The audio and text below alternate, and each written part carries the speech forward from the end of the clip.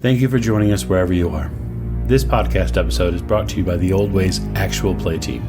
This actual play uses the 7th edition Call of Cthulhu tabletop role-playing game rules by Chaosium. This actual play is performed by adults and in an adult setting.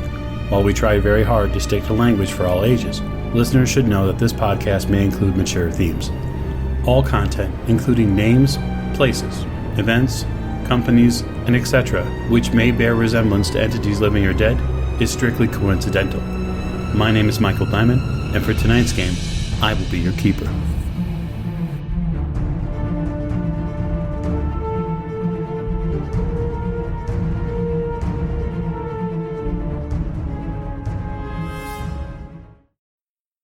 Previously on the Old Ways podcast. Erica, it's nice to see you. Did you happen to gain hold of any of his journals? I will just say to you the same thing that I said to the papers, which were that there was nothing left of my brothers when we got there. The savages that ripped him apart. Miss Carlyle, is there any way that we could perhaps take them with us on loan? You will agree to only use these books in service to the Carlyle Estate in memoriam of Roger. Get down to the bottom of whatever happened. And when you're done, burn them.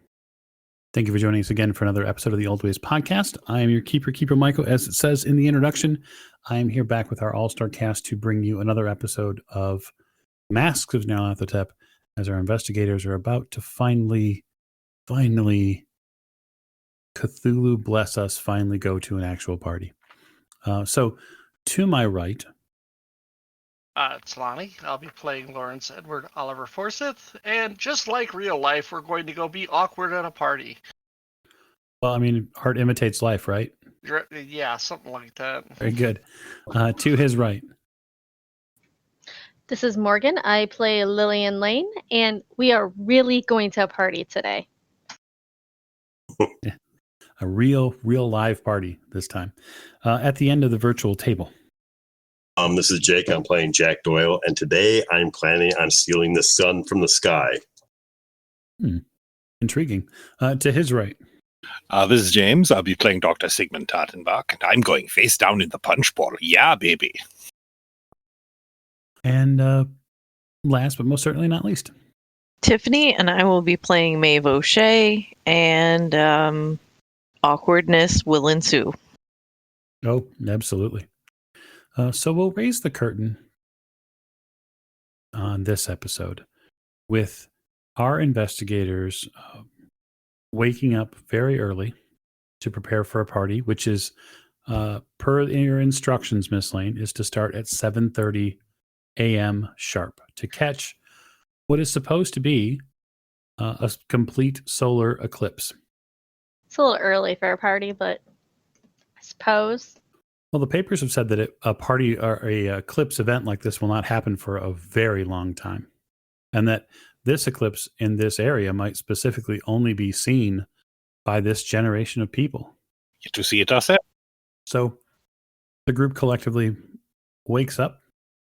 He kind of piles in Charles's automobile again and begins heading back north. It's about a 30-minute car ride, so you'll have a little time before you actually arrive. You've managed to get any alterations that are necessary, Jack? You feel a little bit more comfortable in your new suit? Good. Everybody's dressed to the nines, as they say? So give us some time to talk. Yeah, a little bit. Fantastic. I look over to Jack. Jack, we're going to want to check in on Lieutenant Poole sometime today. Okay.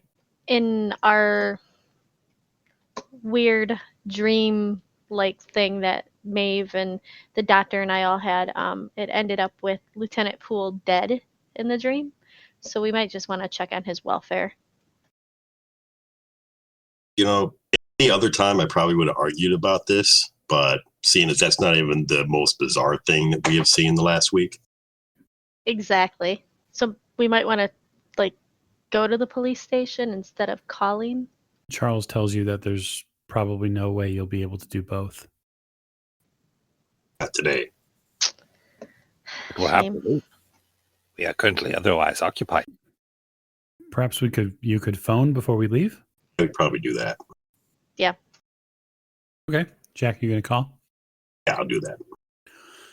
You place a call through the same sort of switchboard.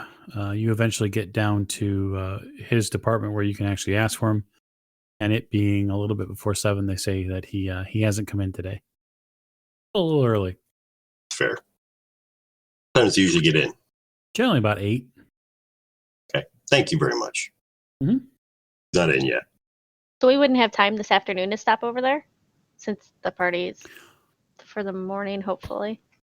Yeah, absolutely. I mean, provided that everybody here doesn't get drunk as a skunk at a really upscale party. Well, there goes my plans. Right. Okay, so Lillian will be stopping at the police station this afternoon. Okay. Interesting thought. You drive back out of town and head upstate into the luxurious area of the rich and the famous, as it were. The estate itself is in a little bit different of a state today. So it actually seems to be visually a little different as you guys pull in. First of all, the front gates are open.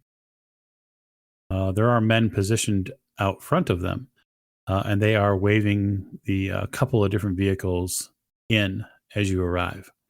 These are very nice automobiles. And as you round the stone driveway, you get into the circular area of the carport. And you see that Gray and some of the other house staff are assisting people getting out of cars. There's probably a good 10 or 15 people here. Now, it was your belief that there was going to be way more than this. But this party seems at this point, it's roughly about a quarter after 7 or so. It's your belief that the rest of the partygoers are not yet here. You get attended to again by Gray momentarily, Miss Lane. He greets you and says, "Good morning and welcome back to the Carlyle Estate." Good morning, Mr. Gray. It is nice to see you again. Absolutely. If you care to join us on the veranda, we have it set up and ready for the festivities. It'll be the best place to watch the eclipse. Sounds perfect. Thank you. Anybody else doing anything different? Trying to scoot away into another place of the mansion or... Nope. Following along in kind of a extremely out of place sort of way. You look good. You definitely look good. The suit makes you feel a little bit less like you're out of place, but it also kind of also gives you a imposter syndrome at the same time. Like you're not this person, and so you feel a bit like a stuffed shirt. Yeah, I'm going to be being very quiet today. Miss Lane, you see several guests whom you recognize. So you haven't seen Miss Carlyle yet, but you do see Adam Wainwright and his wife here. And Wainwright is a well-worn name in New York social circles. He's definitely already imbibing this early. You see a long and rather smoldering cigar at his end as he's making his presence known to the guests as they arrive. I nodded him and his wife as I step out on the veranda. You see a couple of other partygoers. There's a young woman with a short bobbed black hair, Jack, who seems to be sitting fairly close to the fountain area, which you guys will see momentarily. And it looks as if she's eyeing one of the other partygoers here. She's taking a drag off of a very long cigarette holder. The whole scene screams the most upper crust of society. There's a beautiful set of violinists playing on the veranda, just something soft and soothing in the background. There's, amongst the small lined trees here, there are different accents and different decorations. You see little gold lanterns have been set everywhere, as it's fairly well known that the festivities are bound to get dark relatively soon. I'll get a drink and light a cigarette and kind of stand off to the side away from just watch. People are definitely taking it in. It's hard not to understand their enjoyment at it. This is one of those parties. And as guests begin filing in over the next 10 or 15 minutes, you really start seeing things kick off. This area fills with maybe 20 or so people.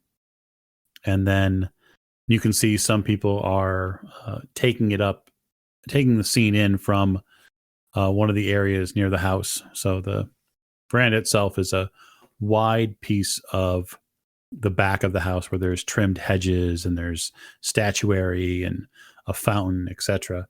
And then stairs lead up to the house, and then there are wide windows with doors that look out onto this veranda. And you can see that there are some guests that are inside as well. Waiters and hostesses make themselves available to you. All manner of drink and food is available. The breakfast menu, if you could even call it that, is something out of the height of the Roman era. There's all sorts of just exceedingly expensive dishes. French dishes and things from the Orient and all sorts of just amazing food. Sampling a little of everything. I'm touring the grounds. Okay, you're touring the grounds. While the daylight is still available. Yeah, speaking of the daylight, as it continues to get closer and closer towards what your pocket watch anyway, Mr. Forsyth reveals is 8 o'clock. You can see the heavens are beginning to prepare for the display. The food segment is top notch. It's probably dangerously some of the best food you ever had. It feels well prepared. There's all manner of meat choices. There's a lot of fruit here, interestingly enough. Fresh fruit and is especially now is difficult to get right. So I sampled definitely some of that, and just a little bit of alcohol. I'm not getting drunk, not getting my drink on or anything. This is not the time or place. Yeah. No, it's not it's not just the freshness of the fruit or what they've sampled specifically. It's more the types of fruit. Erica's food here is out of season. She has food here that is not in season. And that is almost the height of what baffles you. So it's January, and she has oranges. It's fantastic. Eventually joins the group of you. You see her wander on down from the house. She stops at several of the guests before coming over to where you've collected at. Of course, minus Mr. Forsyth, who is off wandering. Are you staying in the veranda area, or are you wandering completely away? Not terribly far enough away to discourage casual wanderers.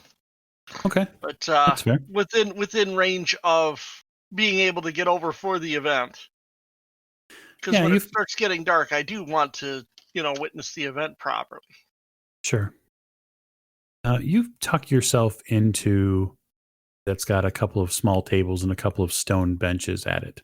Mm-hmm. It's a nice respite from the rest of the party, which, quite frankly, for your taste, is A, too busy, and B, too rich.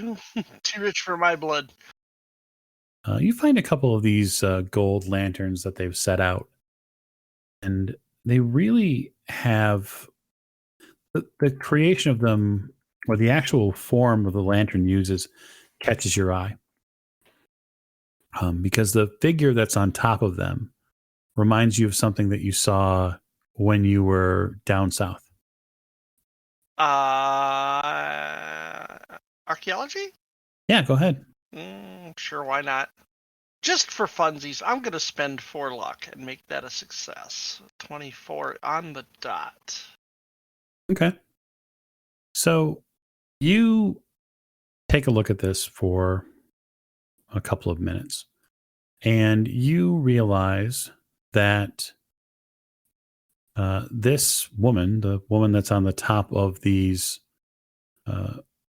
lanterns, you're fairly certain that that's the same on all of them, although you might have to go around and specifically look at each one.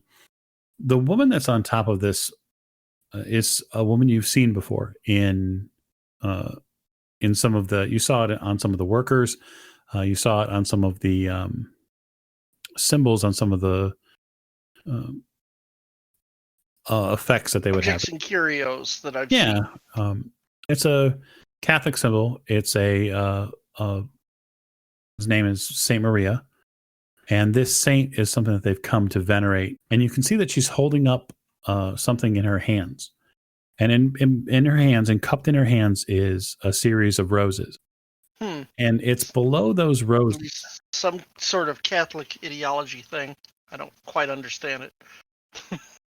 Yeah, absolutely. You would know it for a fact that it's definitely a Catholic, a matter of Catholic ideology.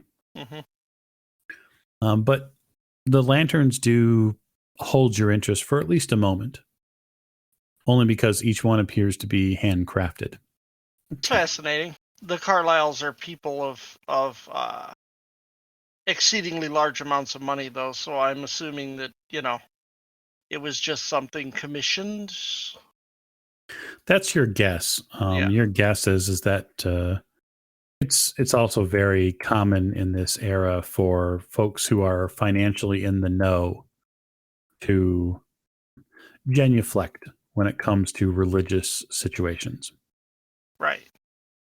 And that's mostly because they don't want to appear as if they're pious people. There's a bell, a small bell chimes, and guests begin offering their still unfinished drinks to waiters as they pass by. And then you see those same people begin to get fresh drinks from a second wave of waitstaff. Each one of the waiters stops by, doctor, and offers to replace your drink with a glass of champagne. Absolutely, that would be wonderful. Anyone not partaking? Hell yeah. Erica sweeps around towards the front of the fountain, and you see Gray is relatively close by, although he's not hovering like he normally is. He's definitely giving her space. She raises her glass. To my honored guests, I am so happy that you could join me for this monumental occasion. The papers and the scientists say it will happen only once in our lifetime. And it is in that regard that I would hope that everyone here would choose to use the one lifetime they have to its fullest. Continues to raise her glass in a flourish, and then she drinks. Band steps up the tempo of the music, and it almost gets a little bit jazzy. And it's at that point, Mr. Forsyth, you're a little closer as far as the musicians go. You hear the peal of a jazz horn. And between these kind of classical instruments, you hear a jazz horn start up. And whoever is at that horn just starts blazing. And That is interesting. People start dancing. I go sit down. He's like, I got to sit down. My leg hurts just looking at these people. Jack, you see over your right shoulder, you see Joe Corey is watching the festivities very closely. Sure. Corey, a very large man, made his presence known to you the first time at your first meeting with Miss Carlyle, where he made a far better door than a window. Drinks and food continue for probably another 40 minutes. And it's at that point where staff begin clearing out the food carts towards the back of the veranda. And you begin to see the lights dim all over the place. The world almost begins to slowly turn down the ambient light. People begin reassembling around the fountain where the light is. Several of these lanterns have been set. Yeah, at this point, I'll start moving back to the veranda because, you don't want to stumble in the dark. You hear Erica call out, "Everyone, it's going to get very dark soon." And that's when you hear from inside the house, you hear an old grandfather clock begin ringing 9 a.m.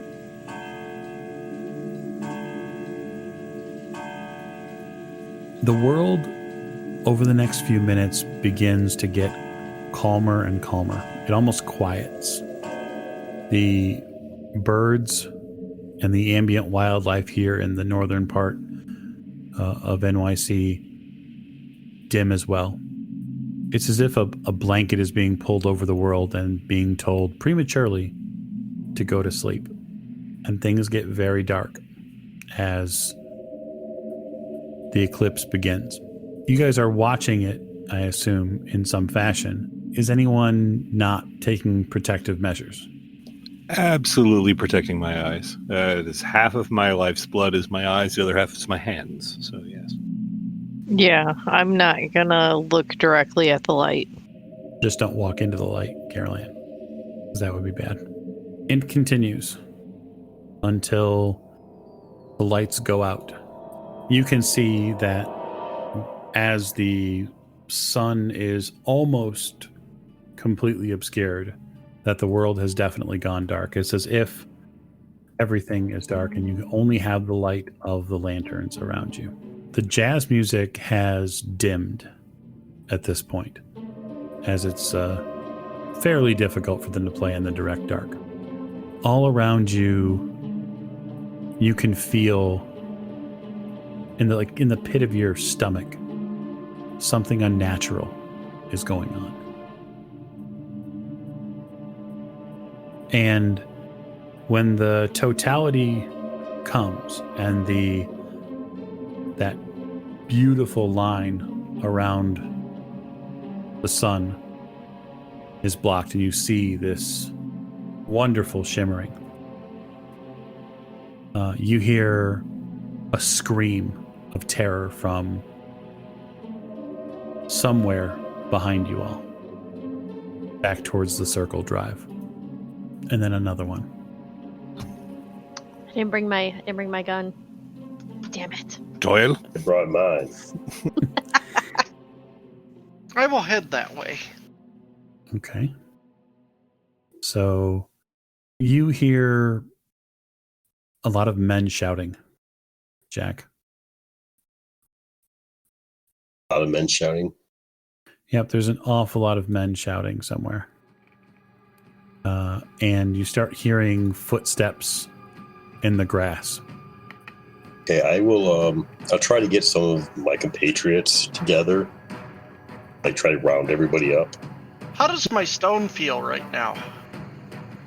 You reach for it, and it feels almost clammy. Jeez. All right. I'd like the investigators to give me a spot hidden roll. This spot hidden roll you are at disadvantage on because of the obstructions. I failed both mine anyway, so. Hard success. 61 under 70 regular success. Mine's 15 and under 68. So Doyle passes, and Doctor, did you roll twice? I think. Yes, no, maybe so. I did with a 61 under 70. Okay. So Lillian, that's all I need. Ooh, look at that nat one. That you can't use. So you will totally take that. Can you take that? Yeah, she absolutely can. Okay. Yeah. It's a critical success, so if it's a natural one, then I'm going to treat it as a critical, no matter if she's disadvantaged or not. Okay. Because I can do that. Jack and Maeve, the two of you see figures moving through the dim light here. Those figures are definitely humanoid anyway. And I say humanoid because you've seen other types of figures. Right. And they're definitely coming very quickly down this stone pathway towards the party.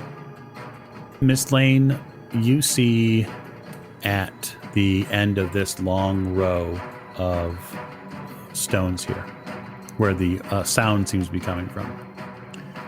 And you see a rather bludgeoned and bloody Lieutenant Poole, who is being moved along by, or frog marched anyway, by a larger man behind him. And the larger man sticks out like a sore thumb to you, because he is the same man that you saw outside your vehicle who blew dust in the car. Is the doctor anywhere near me? I'm right here, Miss Lane. Kind of, I nudge him and point over to where Lieutenant Poole and the big scary dude are. I see him. We've seen him before. Yes, but but Lieutenant Poole looks kind of hurt. I need to get to him. Mr. Doyle, do you have any ideas? Well, hopefully they involve Jack falling into rounds, because that's about what's about to happen. Can't see a damn thing. What are you talking about? What you hear coming at you sounds like a stampede, honestly, Miss Lane. It sounds like a bunch of people are rushing this scene. And you start hearing the sound of metal against metal. Like what you might hear from Hannah when she's in the kitchen cooking. That's the easiest way to correlate it to what you're hearing right now. Okay. And it is your action. You have the initiative. Well, I guess I start heading towards Lieutenant Poole and the one dude. Okay, you're just going to begin heading towards him? Yep. Yeah. Does that look okay? Okay, you move a bit. You find a hedgerow, and you've moved. Very good. Very good. So, those of you who are watching where Miss Lane is going, you do eventually see at the end of this long stone pathway, you see powerfully built, bald African man who, in the lone light of the lantern there, casts one arm up towards the sky and reaches back with his left hand and drives his fist completely through the back and out the front of Martin Poole. That's not healthy. Dude. My God. The words that come out of his mouth vibrate the air,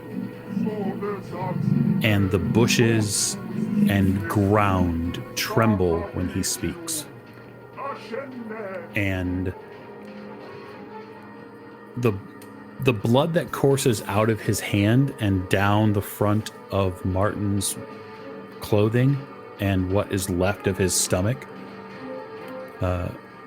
begin to pool at his feet as the slow descent of his body collapses onto the stone floor. and this man removes his left hand, pulls it out of the wet, sloppy flesh, and paints the left and the right side of his face with Martin's blood. And that's his action.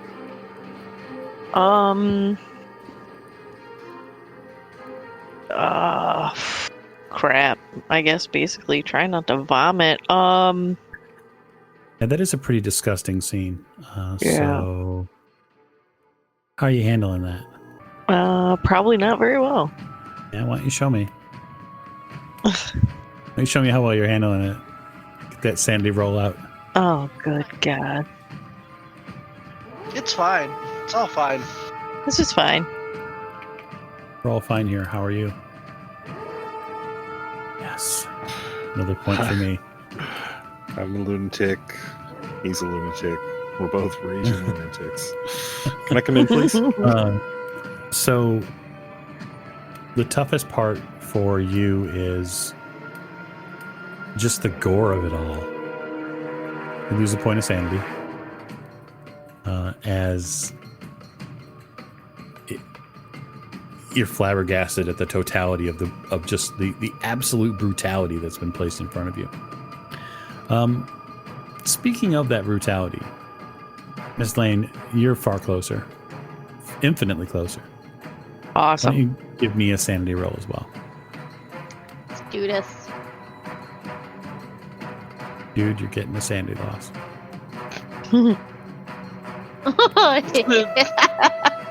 Prophetic even. The toughest part for you to deal with, Ian, is it's the same look that Martin had in the dream. That man in the suit was Martin Poole. And he's here dying, bleeding to death in front of you as your party is turned into a feverish nightmare. You lose a point of sanity. James and Jake, don't worry about rolling. You're both considered veterans either through medical or through war, so you have seen pretty shit. This is unfortunate, but it's not a showstopper, as they say. And Mr. Forsyth, you luck out yet again by failing the initial spot hidden roll, so you don't see any of that. Yep. Good Lord. So he looks over and I'm almost hurling on the floor and he's probably like, what? What? Ignorance, it's bliss. So now that you've had a chance to kind of mentally vomit all over the place, Miss O'Shea, what would you like to do with your action?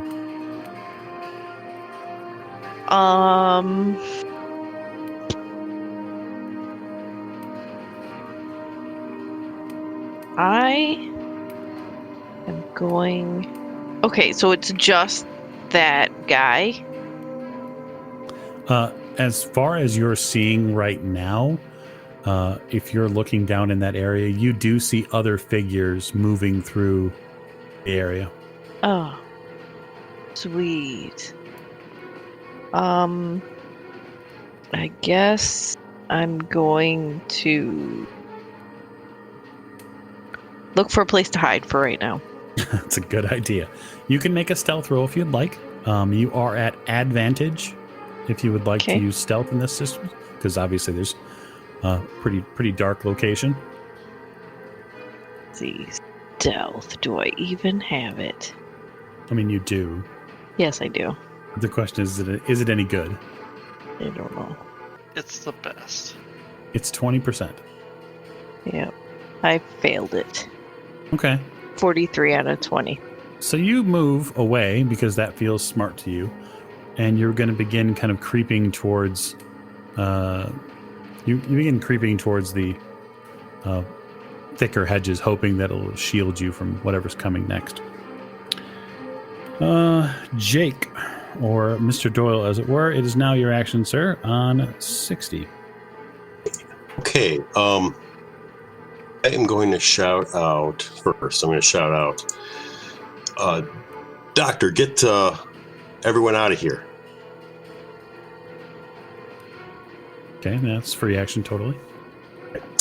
And then I am going to lay down some fire. Okay.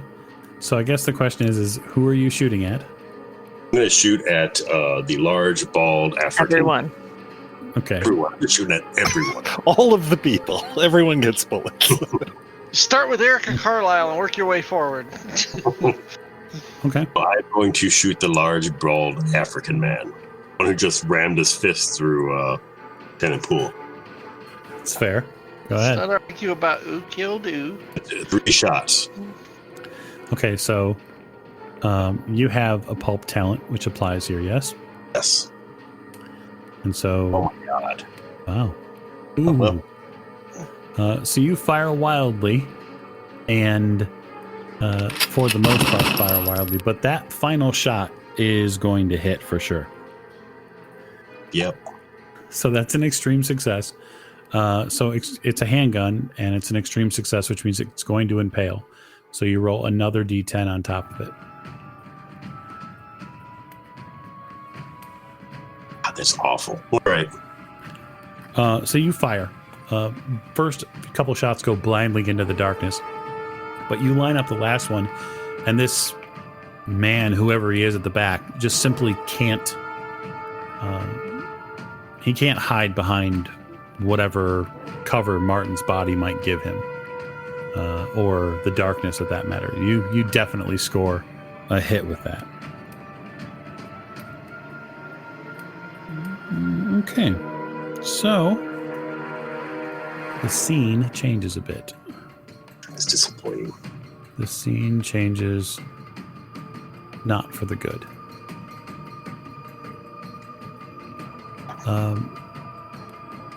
You're hearing at this point, between the gunfire and between the screaming now that's going on with party guests, you're beginning to hear and see people go in all sorts of different directions.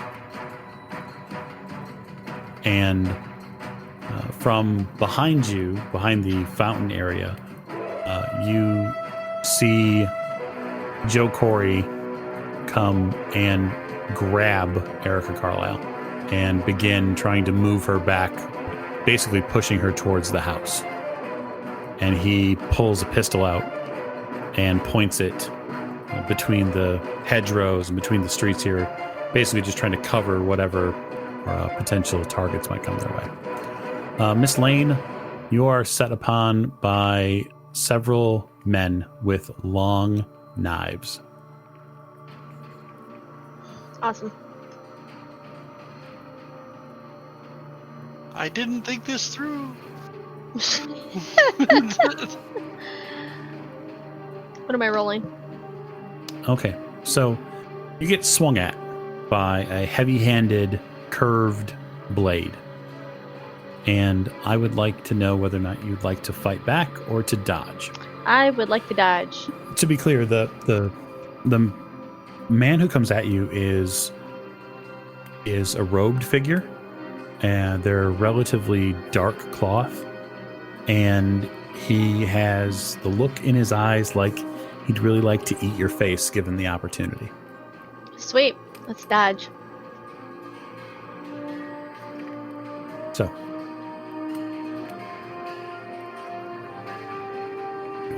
Oh, going I'm to dodge. gonna get stabbed. You're going to get nailed, lady. You take 3 points of damage as the first blade connects with your lower leg and seeks to scoop you up, but doesn't totally get you off balance. But the wound hurts like hell. I'm assuming I go down. Do I like fall down because I get stabbed in the leg? No, you just get hit. You get slashed with a knife in the leg. Okay. You see over your left shoulder as this is happening, another guest, another one of these guys connects his weapon with a guest, and he slashes him across the chest. It's at that point you begin to realize that there are far more of them than you thought. As another one gets very close and personal with you. The next man runs up on you, And he seeks to double up on what his compatriot did, and he takes a swing at you as well. Oh, jeez. What? This isn't fair. Yep. It's their action. So if you'd like to make a dodge roll, you can, but you're now at disadvantage for having to dodge more than once. I would like to fight back. So I will brawl. Okay, so you can absolutely fight back. You can make a fighting brawl roll instead of a dodge roll at that point and try to parry or try to basically punch him before he connects with you. Oh my gosh. A 92 out of 25 for brawl. Yep, that's a problem. So he connects for you with 3 damage as well. So the second one that comes in catches you completely off balance, and his blade comes down on your right shoulder and cuts deep along your bicep. You scream in terror. Miss Lane, have you considered that there's a reason they're called the fairer sex? Speaking of, Lonnie, Yeah. it's now your action. Seeing Miss Lane set upon, I assume I see it now. Oh, yeah, you can't get away from that. You see her ahead of you, getting cut. You also see a bit in the darkness here. You see a party guest getting cut pretty deeply as well. I run forward Okay. to Miss Lane's side, making a minor detour to grab the lantern. Great idea. Grab the lantern. So I'll place the lantern so you guys have a little bit more light in this area because you would be bringing it into the location. Oh, don't worry, we'll be losing that light in just a moment to be replaced with a bigger one because I'm going to hit somebody with it. Okay. It's a robed figure. That's an oil lantern. You knew this was going to happen. I didn't bring a gun. Who needs a gun when you have a bunch of flammable oil, right? Exactly. Okay, so you can absolutely wield the lantern as a weapon. It's a fighting brawl roll. Yep. So Let's brawl. that's awesome. So you take Saint Maria in hand, and using the 3 roses in her hand as a bit of a pommel, you reach up, step between this guy and Miss Lane, the first one anyway, and you smash his face with the oil lamp. So it's going to be a D3 damage, but I'm going to add another point of damage over and above any strength he might have because he's going to get set on fire. Cultists are flammable, right? Oh, absolutely. Okay, so this gentleman here, the first one that attacked her, he is in fuego. So he is on fire and he is wounded. so dumb question there. Since it is basically a club, is it just a D3 or is it a D3 with a bonus and the damage bonus? And it's just a club. Because I have brass knuckles is D3 plus 1. Yeah, so this is just D3. Okay, that's fine. I just wanted to make sure. So very good. That is going to actually here. Let me do this. That cultist is now a light source because he's a light source. He's on fire. Wonderful, Dr. Tottenbach. Yeah. What would you like to do, sir? Looking around, how many other party guests are near us? 1. So there's 3 just back towards the house. There's a woman to your right, and she seems to be frantically trying to figure out what's going on. And that's about all you can see at this point. You see a party goer up just to the left of Miss Lane there. He's an older gentleman, and he's been cut very badly. And there's actually a one of these thugs or whoever these people are. There's another man in front. One of them is in front of him, and he's reeling from a an attack. So, well, I am being a doctor. I'm going to have to help that old man and Miss Lane, so I start heading in that direction. alrighty, go ahead and move in that direction. Is there anything else that you'd like to do other than moving? Well, my new cane doesn't work like my old cane, so I'm just going to brandish it as a thick oak weapon, and it's a club effectively. So yeah, it's a massive club, and use it as a defensive. Basically, step over. Is the gentleman that got cut? Is he on the ground now? yeah, he's falling back. Okay. I step over him and confront the robed figure on the other side of him. Yeah. The doctor's prescription: apply this oaken staff to the head. Yep. He's going to take per one. round. I'm going to physically fight him with it. Yeah, fighting brawl, sir. Damn. Very nice.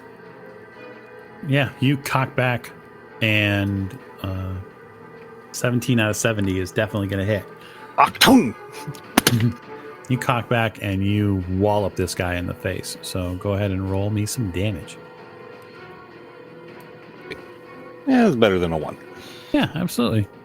You knock him upside the head. You can tell it definitely gets his attention. Ring his bell. Just a little bit. You see that Mr. Forsyth to your right has started someone on fire. You're not really sure why or how, but here we are.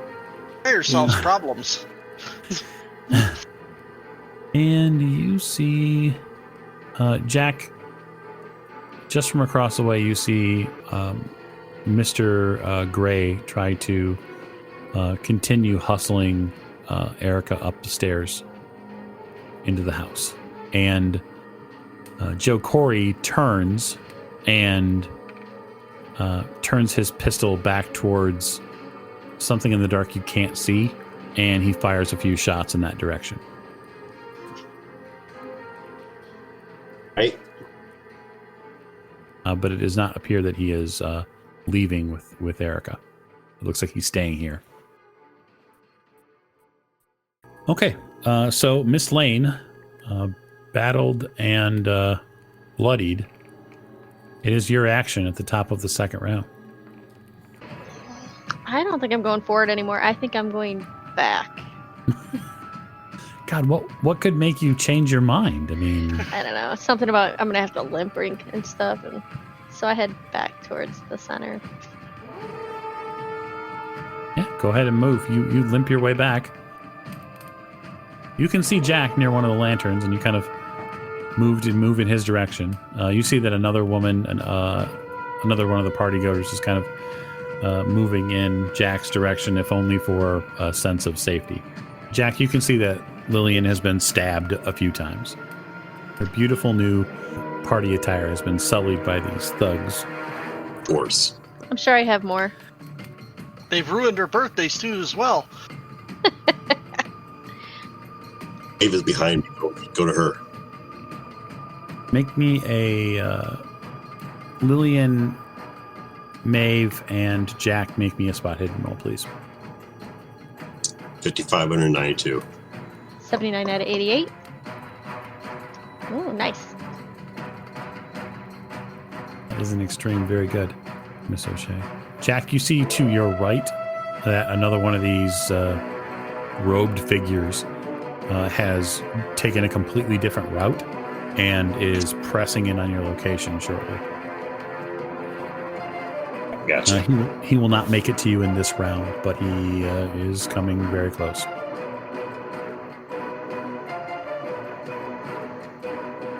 With that extreme success, Miss O'Shea, with your line of sight, are you still foraging for a safe place to hide, or are you paying any attention to what's going on behind you?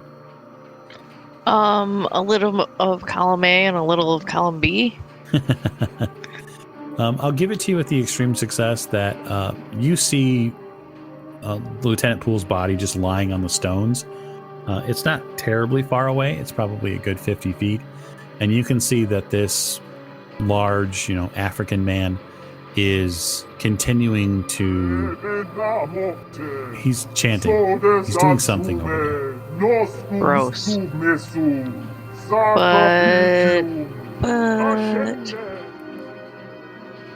I'm gonna hide behind stuff and try to take a closer look. Okay, so you can kind of sort of see where some of the things are here. Where would you like to move to get a closer look? Exactly. Okay, wait. So that guy, wait, is he by me, the body? No, you can see Poole's body down over here. Oh, okay, I see it. Okay. Yeah. And then the guy behind him here is chanting as well. But I'm gonna probably have to go through the guy on fire to get closer, huh? Oh yeah, absolutely. You would definitely have to go. That could be dangerous. There's a whole fracas there in the middle that you can see. I'll wait for them to put the guy out. So I'll just wait here. Okay. Right. So that's then. You become concerned. Another one of these gentlemen rolls into the scene, and you realize that if you're not careful, you and Mr. Forsyth might get overcome relatively quickly. This was directed at me? Sorry. Yeah, yes, sir. As you're, kind of recovering from having walloped one of these folks in the head, you and Mr. Forsyth can both see that they're gaining reinforcements. I just want to make you aware. Be aware. He has a pretty good idea. Is that lantern that's there on my right, is that close enough to use as a weapon? 100%. I'm going to grab that and try to follow suit. Maybe see if I can kind of arc it towards them. Okay. Mr. Doyle goes before you do. But you'll get a chance to do that just next. So, Jack, what is your plan, sir? I'm going to shoot this guy on the right, or he's going to get to us. Yes, most likely. All right. And success. Oh my god. Okay, do you want to just deal with it as such? Yeah, well, I'll just deal with it as such. We'll do better than last time. An extreme success on that gun is an impale, so it's going to do double damage. Yep. And 10. Yeah, he drops immediately. You put a single shell in him, and the blade falls out of his hand, and he lays there amongst the lantern with a single bullet in his head. So, Sigmund, you may begin wielding your lamp. I would love to wield my lamp. I'm at this large group of gentlemen that's in front of me. Yeah, absolutely. It's just a fighting brawl roll. Ah, very good. Yay! All right, so Très fantastique.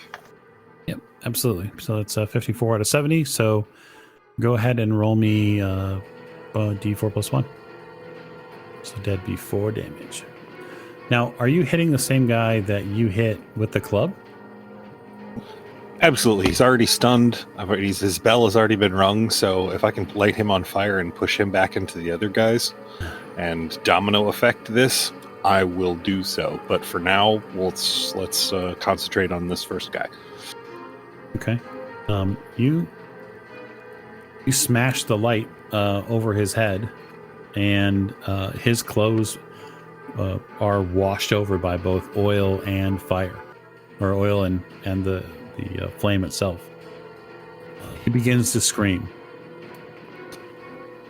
You now have a new light beacon. And you have one less lamp. Mr. Forsyth, there are flaming men on your left and on your right. It's that kind of party. Well, Seems to be. Flaming men are hard to wrestle with because fire. Yeah. So I would like to assault violently the fellow kind of here and see if I can get him out of the combat for a moment. So how are you going to assault him? With brass knuckles or? Yes, I will knuckle him. Good knuckling. That is not a knuckle. No, sir. So you swing, and you whiff wildly Yep. at this gentleman in front of you. And yeah, that's your action. Do I fall down? You swing wildly, and you end up stepping into the man who just caught fire with oil, and you now have oil on your clothes and a bit of fire. So that's some damage, right? Yeah, That's it. absolutely. So I will roll Set Ablaze, at least minorly. It's quite deucedly unfair, though. Not gonna Indeed. lie. Indeed. Because he only got 1 point of damage, and I put the whole fucking lantern out on him. Life, as they say, is not fair. Tell me about it. That's his action instead. So, round 3, Miss Lane. Miss Lane, you just watched Jax shoot someone dead. Roll sanity. All Nope, you're good. right, good. You've rolled for it once already this scene. So, this lady who was beside you has now moved back towards the house. It looks like a lot of the party goers beginning to flee towards the house. That is where I am going to head to, since I am hurt and I have no weapons to defend myself. Is that okay? That is perfectly fine. If you would like to move and get yourself into a better position, go right ahead. It's north, correct? Good. Miss O'Shea is going to hide. And you see Mr. Corey kind of pass you as you go through, Miss Lane. So I if you wave, would like bye-bye. to continue your position, your move, you can kind of go off with the gaggle of powder goers. And he begins to look at targets and fire. Jake, you are kind of adjusting to people scrambling and moving around, and you realize that there are still some partygoers down here that are in danger. And it appears, anyway, for the moment, you've lost your eye on where Maeve went. I'm going to empty my clip into the general melee. Oh, boy. So there's an awful lot of targets down there. It looks like there's 5, maybe 4 or 5. You're not really sure. A couple of them are on fire, though. I'm gonna start with the ones on fire. So That's a good start. They have beacons about them. Come on, they're the most obvious target. Okay. So you're going to roll your 1, 2, 4. Okay. So you shoot the one directly in front of the doctor, and he collapses. Sigmund, you're surprised when a bullet out of nowhere catches the man in front of you, and suddenly he's falling in front of you. That might have... Okay, so the body falling might not have me make a sanity roll, but this situation might. Because the doctor has been in this kind of horrible situation before. Yes, it's almost as if the hedges are the sides of the trenches, and Yeah, and this is pretty bad. yeah, if you'd like to make a sanity roll, you can. You know what? I think honestly, I'm gonna be honest. I think the doctor would need to make a sanity roll at this point, with people being literally on fire in front of him and then exploding in front of him. Yeah. Well, not exploding. Well, somewhat exploding, but hey, look at that. Finally, fantastic. That is a 6 out of 64. So you're not quote unquote fine with it, but I'm not okay with it, but I'm gritting my teeth and not going bug nutty. He was probably American, so just like the war. to add to the scene, Doctor, another man to your right gets picked off and shot dead. I drop down and tend to the old man who's been wounded. That's why I'm here. Right. And now that the guys are, basically falling down left and right, I'm going to get out of the way of the bullets as much as possible. So we're going to make myself as small a target as possible by getting down and helping this old man see if I can see him, see my way to making him live. Indeed, this you're used to. Get down low and try not to get shot. Okay, with that, I would drop my empty clip and try a new one. Yeah, probably a good idea. Mr. Forsyth, you are on fire. Yep. And bodies are dropping all around you. And this has become quite the scene. I don't know how much of a complicated action it is. Because undoubtedly it's my jacket that got splashed. You're right. So what are you thinking?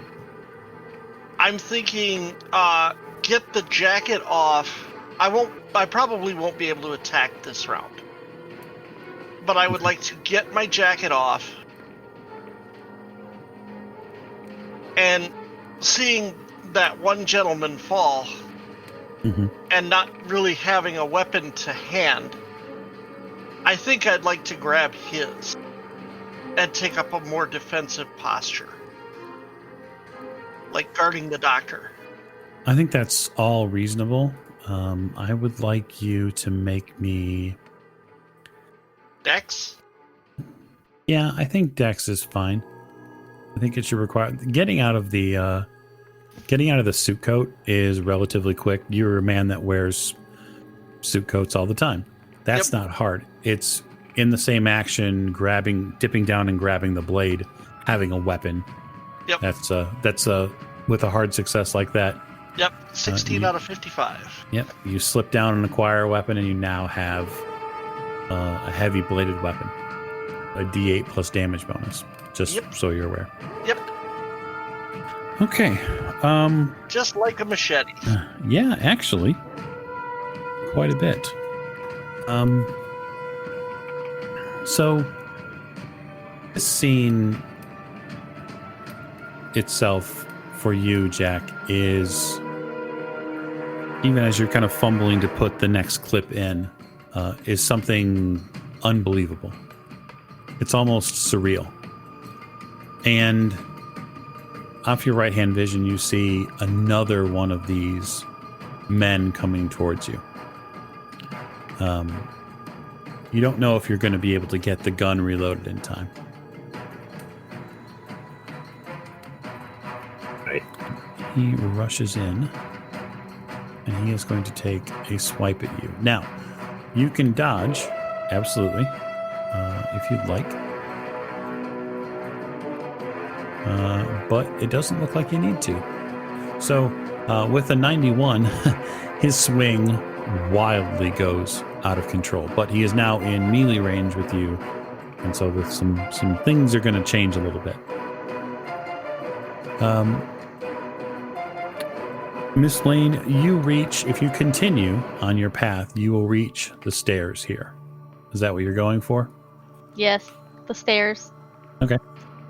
Stairs and then eventually the house. So you reach Correct. the stairs, and you get a wonderful, absolutely beautiful view. And the view that you get is of a massive single-winged creature with a wide maw and long tongue burst forth from the still bloodied and gored body of Martin Poole. Damn it. Streams out of his body like a long... It's like a Chinese it's like a Chinese dragon in the sense that it's a long and winged creature, but its face is unmistakably alien. It's got rows of sharp and pronged teeth, and the scene here between the gunfire and the weapons and the screaming is all shattered in an instant when this creature reveals itself. And that is where I will call our session to a close tonight. As the baleful screams of this beast echo through the veranda of the Carlyle Estate. And hopefully, you'll all join us next time when we see if our investigators can live through the New York finale. Thank you so much for listening, everyone, and stay safe.